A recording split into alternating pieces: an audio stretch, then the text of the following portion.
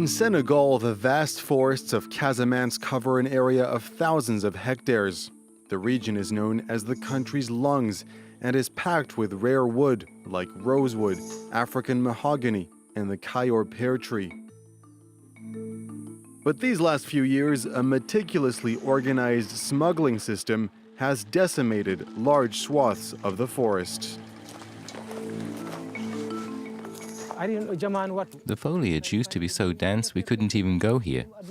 Nowadays there are no trees, no bushes, nothing to feed our cattle. Each year it is believed an area of trees 3 times the size of Paris is cut down. The rare wood is then transported across the border to neighbouring Gambia. Officially, Senegal has banned cutting trees in this forest, but the law is ignored. To counter that, environmental activists go on patrol here. The state is unable to oversee these forests because the area is so vast. And where the state fails, we're there to take over. Today, the group discovers a clandestine campsite. This is freshly cut. Men were here with chainsaws not long ago. A little further, those chainsaws can be heard.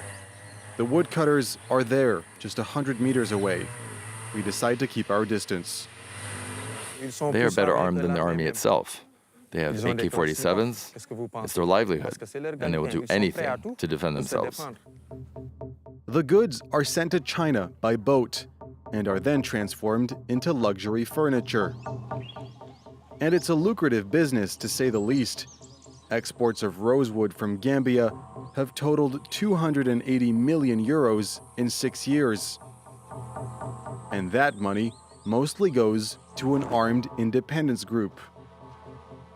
Since the beginning of the year, clashes between local authorities and clandestine woodcutters have left 6 people dead. That isn't enough to discourage this smuggler from doing what he does. We know we're killing the forest, but we have no work. This is all we can do to survive. The problem is that entering Gambia is a walk in the park. The border is marked with stones on the ground and is barely monitored. You see the illegally chopped wood here, over at the border. At least 12 deposits of wood have been found in Gambia, just at the other side of the border. The country is one of the 5 biggest exporters of rosewood, despite having almost no forests itself. Everyone sees the wood come in, but no one does anything. It breaks our hearts. There's a wood mafia in Senegal, absolutely. There's corruption too. The people who are supposed to oversee this area are paid to let the wood come in. Corruption is the biggest part of the problem. Senegalese authorities say that's not the case. They blame local residents who they say help the smugglers. We need locals to help us when it comes to identifying and tracking those smugglers.